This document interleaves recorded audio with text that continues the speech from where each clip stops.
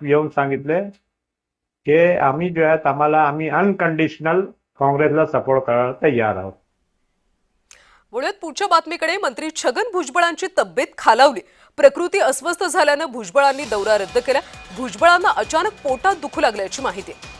मंत्री छगन भुजबळ यांची तब्येत खालावल्याची माहिती आहे। तब्येत खालावल्यामुळे त्यांनी आपला दौरा रद्द केला।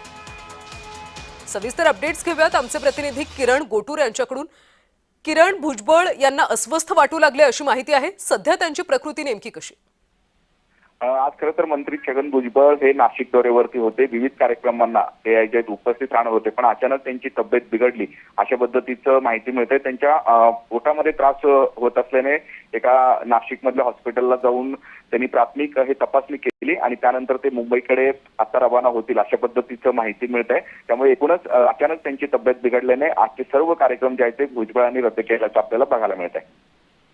नक्कीच किरण, धन्यवाद या माहितीसाठी। तर मंत्री छगन भुजबळ यांची तब्येत खालावल्याची माहिती आहे। भुजबळांना अचानक पोटात दुखू लागल्याने त्यांनी आजचा त्यांचा दौरा रद्द केला।